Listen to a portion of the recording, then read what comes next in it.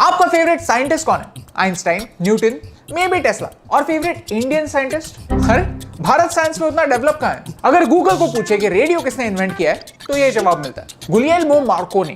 1896 में इन्होंने एक रेडियो मैसेज एक पॉइंट से दूसरे पॉइंट भेजा and he won a Nobel prize for it. लेकिन सच तो ये है कि भारत में मार्कोनी से कुछ साल पहले रेडियो वेव्स का सक्सेसफुल डेमोन्स्ट्रेशन हो चुका था। लेकिन इन्हें कभी क्रेडिट नहीं मिला। सिर्फ रेडियो ही नहीं, मिलीमीटर वेव्स जो आज की 5G टेक्नोलॉजी को पॉसिबल बनाते हैं, उन्हें भी ये साइंटिस्ट ने अपने एक्सपेरिमेंट्स में यूज किया था। इस साइंटिस्ट का नाम है Acharya Jagadish Chandra Bose, the father of wireless communication. आज 30 नवंबर उनका बर्थडे और आज मुझे आपको उनकी लव स्टोरी सुनानी, उनकी और भारत की लव स्टोरी। अगर आपको ये स्टोरी अच्छी लगती है तो इसे अपने दोस्तों के साथ शेयर कीजिए। कहानी की शुरुआत होती है 19th सेंचुरी में, जब भारत के एलीट लोगों में एक ट्रेंड था, इंग्लिश बनने का ट्रेंड। पैसे वाले देसी लोग अपने बच्चों को इंग्लिश मीडियम में सिखाना पसंद करते थे। उस जमाने के इंग्लिश मीडियम स्कूल सिर्फ इंग्लिश लैंग्वेज नहीं सिखाते थे, इंग्लिश कल्चर कैसे सुपीरियर है ये भी सिखाते थे। लेकिन जेसी बोस के पिताजी ने उन्हें एक बंगाली स्कूल में सिखाया। उनकी जिद थी कि जगदीश पहले अपने रूट्स को स्ट्रॉन्ग बनाए और फिर दुनिया के बारे में सीखे। A language should be a bridge, not a barrier. Ultimately, आपकी भाषा नहीं, आपका टैलेंट आपको सक्सेसफुल बनाता है, and that's true. लेकिन जेसी बोस की कॉलेज लाइफ की शुरुआत एक फेलियर से हुई। उन्हें डॉक्टर बनने के लिए यूनिवर्सिटी ऑफ लंदन भेजा गया था, but for a man of science like him, so much blood was a bit too much. उन्होंने मेडिसिन छोड़कर फिजिक्स को अपनाया। ये है उनकी और फिजिक्स की लव स्टोरी। जेसी बोस अगर चाहते तो इंग्लैंड में ही रह सकते थे, लेकिन एजुकेशन कंप्लीट होने के बाद वो भारत वापस आए, भारत के स्टूडेंट्स को फिजिक्स सिखाने के लिए, और वो भी सिर्फ 100 रुपीज सैलरी में। उस समय का भारत ब्रिटिशर्स का गुलाम था। सेम क्वालिफिकेशन की अंग्रेजी लोगों को जितनी सैलरी मिलती थी, उसकी 1/3 सैलरी में देसी लोगों को रखा जाता था। रिसर्च के लिए फंडिंग नहीं मिलती थी, काम करने के लिए सिर्फ 24 स्क्वायर फीट की लैब थी, इस रूम से भी छोटी। ऐसे सिचुएशन में भी उनके इन्वेंशंस ने दुनिया बदल दी। ऐसा लाइट जो हमारी आंखों के लिए इनविजिबल है लेकिन दीवारों के आर पार जा सकता है, और वो कम्युनिकेशन के लिए यूज हो सकता है, इसका पहला डेमो और कहीं नहीं, भारत में हुआ था। And that's the basis of radio, remote control, Wi-Fi and even 5G technology.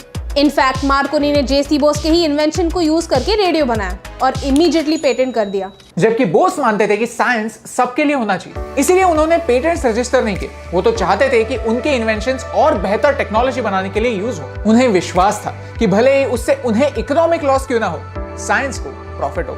इसीलिए वो अपने सारे इन्वेंशंस ओपनली अपने क्लास में स्टूडेंट्स को दिखाते थे। न जाने कब कोई साइंस से प्यार कर बैठे।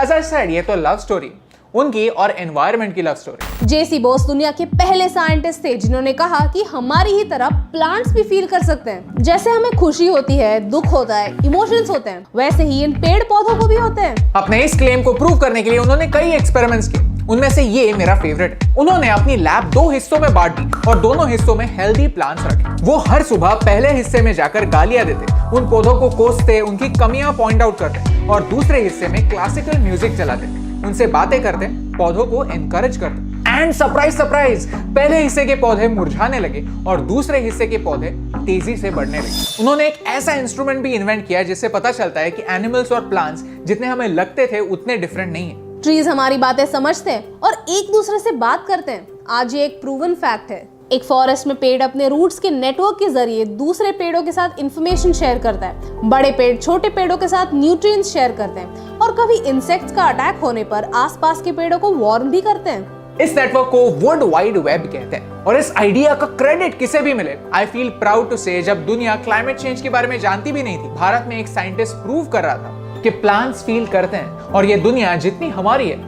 उतनी ही उनकी भी। रेडियो और वायरलेस कम्युनिकेशन का क्रेडिट किसे भी मिले, आई फील प्राउड टू से कि आज की टेक्नोलॉजी जो है वो जेसी बोस जैसे कई लोगों की वजह से, who are fine being underground, as long as they were making the foundation of this world strong. जेसी बोस की कहानी आज के यूथ तक पहुंचाने में हमारी हेल्प कीजिए और हमें कमेंट्स में बताइए कि और किन लोगों की कहानी आप ऐसे सुनना चाहते हैं। क्योंकि मॉडर्न दुनिया के ग्रेटेस्ट साइंटिस्ट की जब बात की जाती है तब आइंस्टाइन, न्यूटन और टेस्ला का नाम आता है, और आना भी चाहिए।